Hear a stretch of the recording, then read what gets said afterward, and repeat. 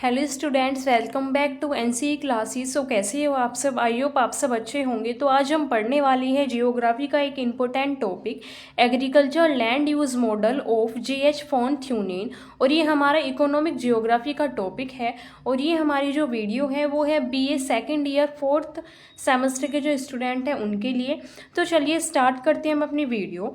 तो जो हमारे फोन थ्यूनेन है, उन्होंने अपना एक मॉडल दिया था, एग्रीकल्चर लैंड यूज़ मॉडल। मतलब कि जो भी हमारी हम ये मॉडल हमें बताता है गाइस कि आप जो भी हमारी मतलब हम लैंड को किस तरीके से यूज़ कर सकते हैं। ये हमारा जो मॉडल है वो आपको बताता है कि कौन सी फसल कहाँ उगाई जाती है और क्यों उगाई जाती है। अब आप इसका नाम पढ़ो, एग्रीकल्चरल लैंड यूज़। मतलब कि किसकी बात हो रही है गाइस? एग्रीकल्चर की, लैंड की बात हो रही है यहाँ पर। तो ये मॉडल एक्सप्लेन करता है कि कौन सी फसल कहाँ उगाई जाती है। तो सबसे पहले हम देखने वाले हैं इंट्रोडक्शन। तो J H. Von Thunen was a German economist and geographer. आपके जे.एच. फॉन थ्यूनेन कौन थे? एक जर्मन इकोनॉमिस्ट थे और ये जियोग्राफर थे। इन्होंने 1826 में अपना ये मॉडल दिया है, एग्रीकल्चर लैंड यूज़ मॉडल। और ये मॉडल एक्सप्लेन करता है हमें, ये एक्सप्लेन करता है how the distance from the market influences agriculture land use. मतलब कि ये मॉडल बताता है कि बाजार से दूरी के अनुसार खेती का प्रकार बदलता है। मतलब कि जैसे जैसे बाजार से दूरी बढ़ेगी तो खेती का जो आपका प्रकार है, जो एग्रीकल्चर का जो टाइप है वो भी आपका चेंज होगा। उसके बाद it show that farmer choose different type of farming to earn maximum profit.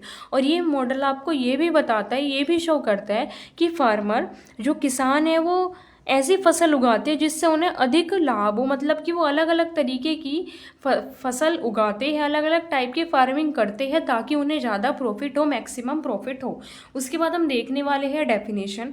तो वो von Thunen agriculture land use model state that the type of farming depend mainly on. मतलब कि जो हमारा ये लैंड यूज मॉडल है von Thunen का, ये बताता है कि जो हमारी फार्मिंग है वो डिपेंड करती है किस पर?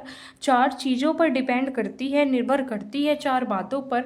कौन कौन सी? फर्स्ट है आपका डिस्टेंस फ्रॉम द मार्केट, बाजार से दूरी, ट्रांसपोर्टेशन कॉस्ट और आपका लैंड रेंट और आपका प्रॉफिट। ठीक है, ये बताता है ये मॉडल कि ये जो 4 हमारी स्टेट है ये डिपेंड करती है, जो फार्मिंग है हमारी वो इन्हीं पर डिपेंड करती है।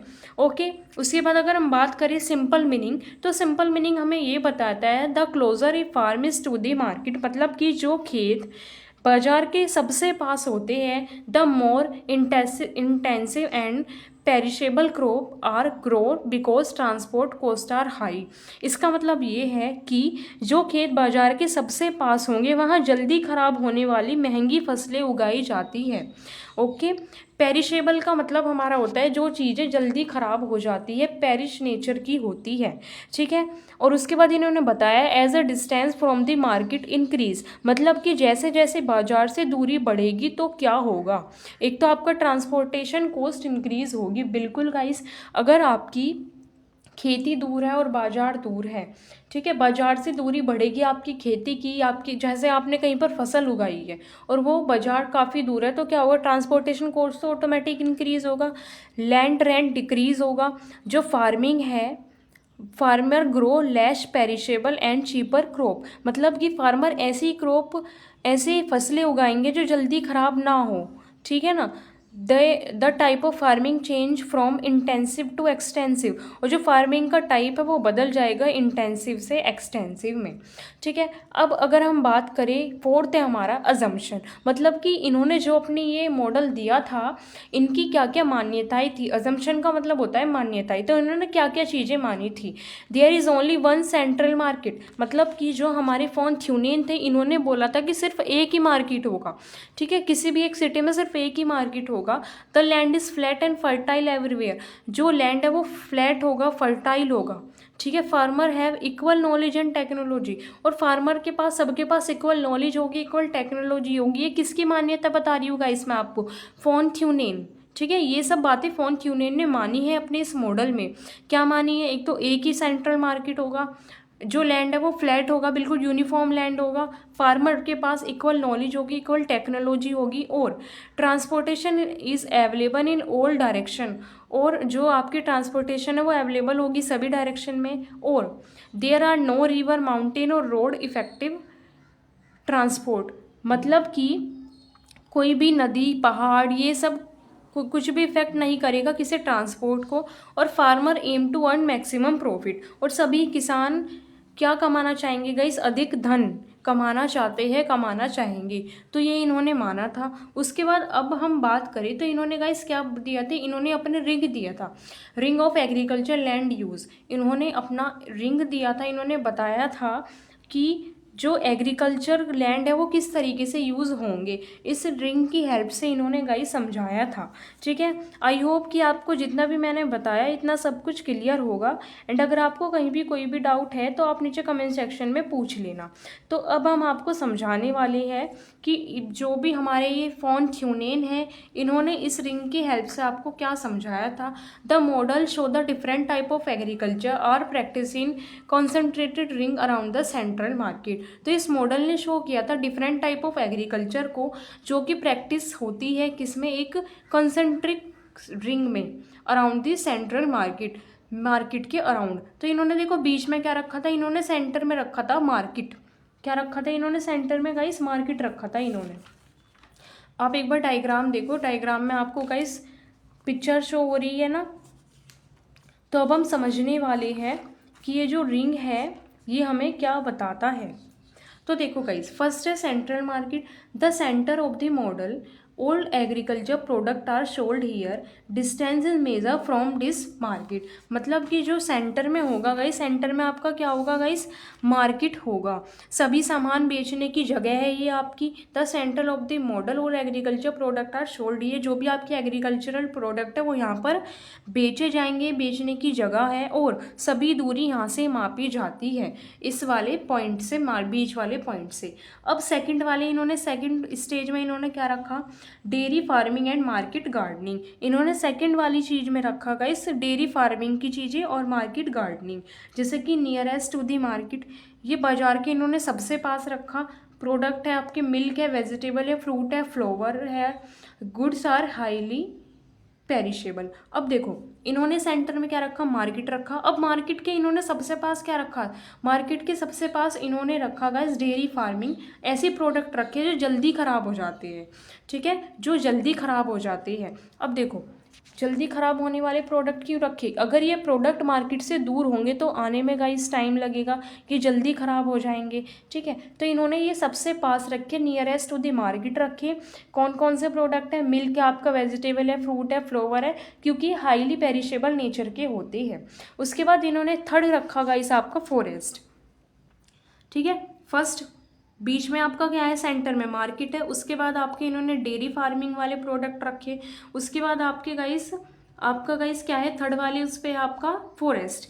तो फॉरेस्ट इन्होंने क्यों रखा है यहाँ पर थर्ड वाले स्टेज में, supply firewood and timbers, wood is highly heavy and costly to transport. अब देखो लकड़ी और ईंधन मिलते हैं गाइस हमें फॉरेस्ट से, और लकड़ी कैसी होती है, भारी होती है, इसलिए इसे बाजार के पास रखा जाता है, क्योंकि ये क्या करता है, ये ट्रांसपोर्ट, वरना गाइस क्या होगा, आपको ट्रांसपोर्ट का जो कॉस्ट है वो ज़्यादा लगेगा। इन्होंने फॉरेस्ट से हमें क्या मिलती है, फॉरेस्ट से हमें लकड़ी मिलती है, ईंधन मिलता है। ठीक है, और जो हमारी लकड़ी होती है वो कैसी होती है, भारी होती है, इसलिए इन्होंने ये बाजार के पास रखे है गाइस ये, क्योंकि अगर ये ज़्यादा दूर होंगे तो इनका ट्रांसपोर्ट का जो कॉस्ट है वो आपका क्या होगा गाइस, हाई होगा। ठीक है, कॉस्टली होंगे ये हमारे लिए। तो इन्होंने सेंटर में फर्स्ट वाले पॉइंट पर रखा मार्केट, उसके बाद डेयरी फार्मिंग प्रोडक्ट रखी क्योंकि ये पेरिशेबल नेचर के होते हैं। उसके बाद आपके रखे इन्होंने थर्ड वाले उस पर जो भी आपका क्या है गाइस, लकड़ियाँ ये सब। अब मैं आपको एक चीज़ और बता दूँ, ये जो उसके बाद हमारा जो फोर्थ वाला पॉइंट है गाइस, डायग्राम में ना थोड़ी सी मिस्टेक है, जैसे फर्स्ट सेकंड थर्ड तो है इसमें, फोर्थ के बाद डायरेक्ट आपका सिक्स्थ दिया हुआ है, तो थोड़ा सा गाइस आप समझ लेना। ठीक है, एक सेकेंड।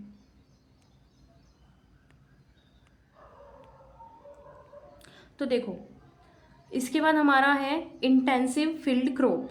तो फोर्थ वाले में गाइस आपका क्या है, इंटेंसिव फील्ड क्रॉप है, जैसे कि आपकी कौन कौन सी क्रॉप है, वीट है आपका, मेजर है, पोटैटो है, और आपका मॉडरेट ट्रांसपोर्ट कॉस्ट। इसका मतलब ये है कि गेहूं, मक्का, आलू जैसी फसलें इन्होंने फोर्थ वाले पॉइंट पर रखी, क्योंकि गाइस इनका जो ट्रांसपोर्ट का जो खर्च होता है ना गाइस, वो भी इतना ज़्यादा नहीं होता गाइस, मीडियम होता है, ठीक है, मॉडरेट होता है इनका ट्रांसपोर्ट कॉस्ट। तो इन्होंने फोर्थ वाली स्टेज में क्या बताया कि जो भी हमारा वीट है, मेजर है और पोटैटो है, वो सब हम रख सकते हैं, ठीक है। उसके बाद हमारा जो फिफ्थ वाला पॉइंट है वो है आपका एक्सटेंसिव ग्रेन फार्मिंग। इसके अंदर एक्सटेंसिव ग्रेन फार्मिंग इन्होंने बताई हुई है, large scale cultivation of grains. इसके अंदर गाइस क्या होता है, बड़े क्षेत्र में अनाज की खेती होती है। Lower land rent than inner ring. इसका मतलब यह है कि इसमें ना भूमि गाइस सस्ती होती है, ठीक है। फिफ्थ वाले उसमें इन्होंने क्या रखा, इन्होंने रखा है guys large scale cultivative of grain, और इसमें मतलब इन्होंने बड़े क्षेत्र में अनाज की खेती रखी हुई है, और इसमें जो भूमि कैसी होती है आपकी, सस्ती होती है। और गाइस मैंने ना इसके टॉपिक पे, मतलब ये जो टॉपिक है ना आपका, मेरी एक वीडियो और अपलोडेड है, उसमें अगर आप उसमें ना गाइस मैंने आपको ज़्यादा डीपली पढ़ाया है। जैसे इसमें जो ये नोट्स है वो शॉर्ट है, उसमें थोड़ी सी लॉन्ग नोट है, तो आप उसमें भी जाकर मेरी वो वाली वीडियो भी देख सकते हो। ये भी सही है, वो भी सही है, बस इसमें क्या है गाइस, थोड़े से ना नोट्स आपके शॉर्ट है, तो अगर आपको नोट्स थोड़े लॉन्ग बनाने हैं अपने, तो आप वो वाली वीडियो भी देख सकते हो।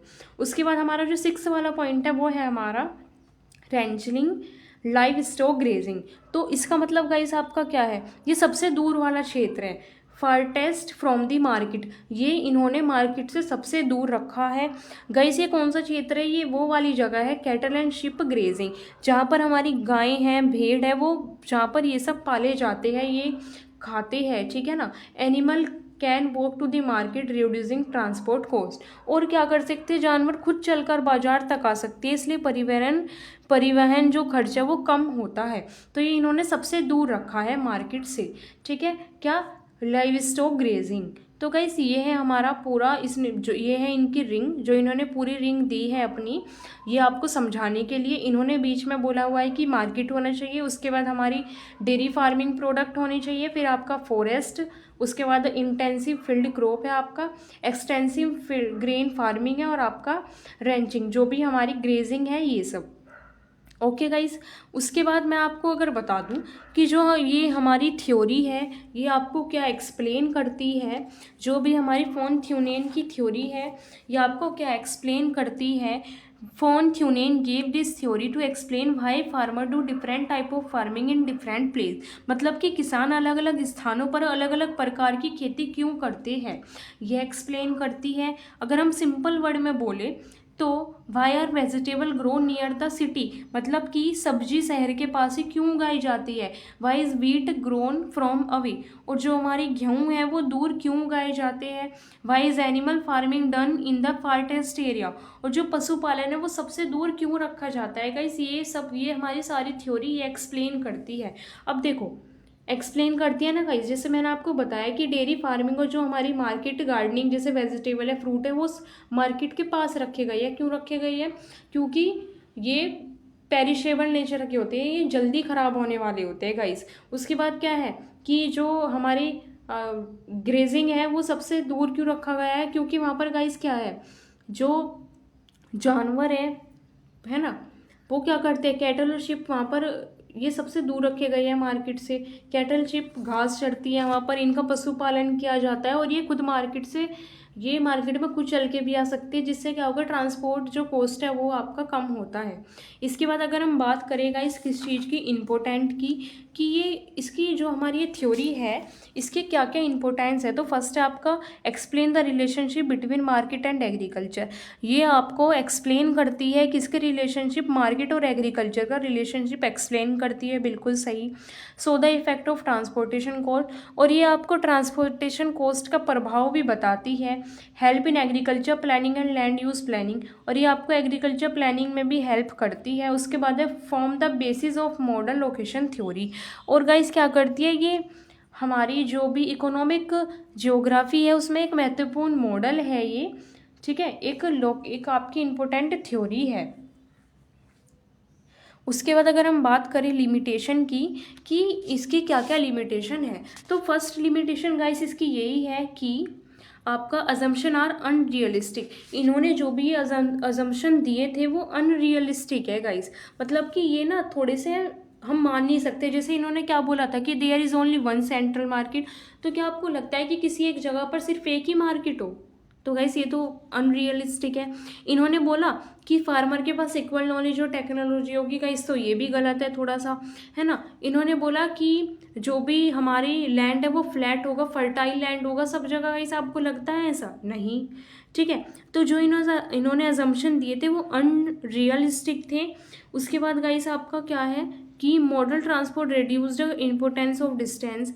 जो हमारा मॉडल ट्रांसपोर्ट है वो रिड्यूस करता है डिस्टेंस की इम्पोर्टेंस को। जैसे इन्होंने ज़्यादा किस चीज़ पर जोर दिया है कि डिस्टेंस इफेक्ट करती है, ट्रांसपोर्टेशन डिस्टेंस ज़्यादा प्रभाव करते हैं, तो जो मॉडल ट्रांसपोर्ट है वो इसे भी कम करता है। उसके बाद है कि climate and soil differ from place to place.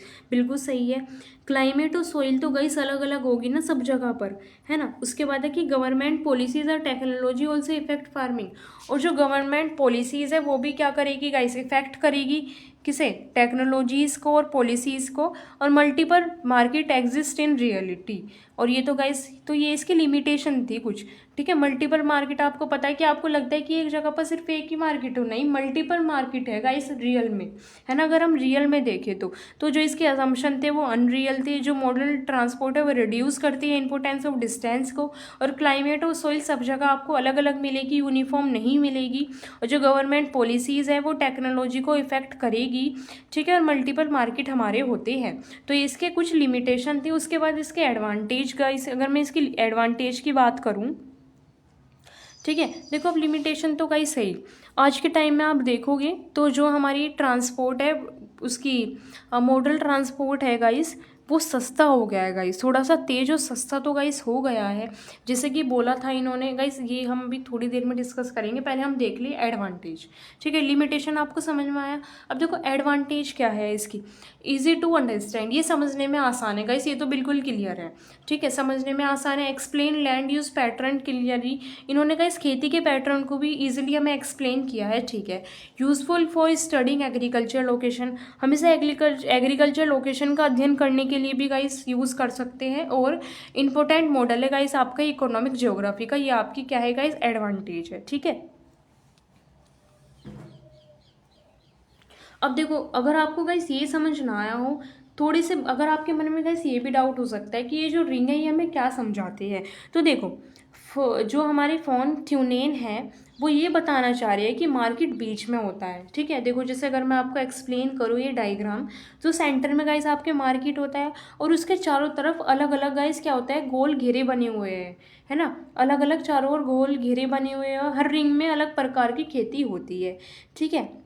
तो ये आपको ना ये एक्सप्लेन कर रही है कि बीच में मार्केट है और ये जो चारों तरफ है वो रिंग है और इसमें ना अलग अलग प्रकार की खेती होती है। रिंग के पास हम क्या रखते हैं, ऐसे प्रोडक्ट जो पेरिशेबल नेचर के। उसके बाद फॉरेस्ट, जहाँ से हमें लकड़ियाँ मिलती है, जिस ताकि जो ट्रांसपोर्ट कॉस्ट है वो कम हो, इजीली हो लकड़ी आने में, ये सब। उसके बाद जो हमारी इंटेंसिव फार्मिंग है वो, उसका जो ट्रांसपोर्ट का कॉस्ट है वो मीडियम होता है, तो हम उसे थोड़ी सी दूर रख सकते हैं।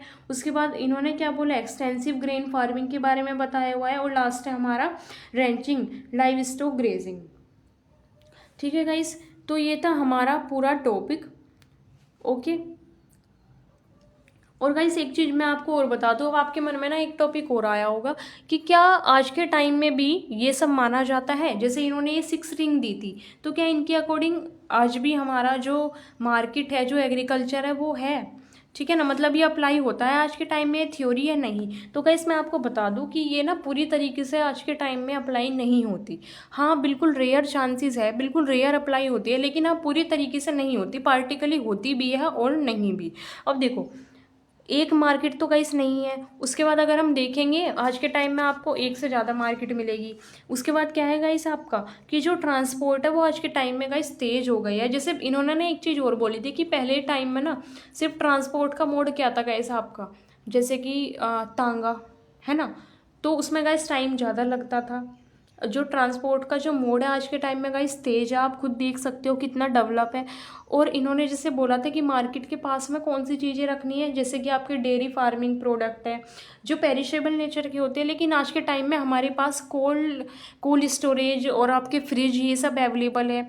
तो हम ना जो पेरिशेबल नेचर के अगर वो मार्केट से दूर भी रखेंगे तो भी हमारा काम गाइस चल जाएगा, है ना। कि एग्जाम्पल के टाइम में मैं आपको बता रही हूँ, एग्जाम्पल के तरीके से। हाँ, लेकिन एक चीज़ है कि मार्केट से दूरी और परिवहन लागत का प्रभाव गाइस आज भी है। अगर आपका दूरी बढ़ेगी तो ट्रांसपोर्टेशन कॉस्ट तो गाइस बढ़ेगा, ये चीज़ तो हाँ आज भी है।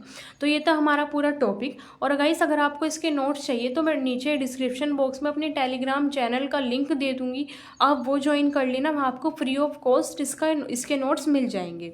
सो गाइस मिलते हैं अपनी नेक्स्ट वीडियो में। और अगर आपको लगता है कि मेरी वीडियो यूज़फुल है तो वीडियो को लाइक करें, चैनल को सब्सक्राइब करें, अपने फ्रेंड्स के पास भी शेयर करना ना भूलें। Thanks for watching my video.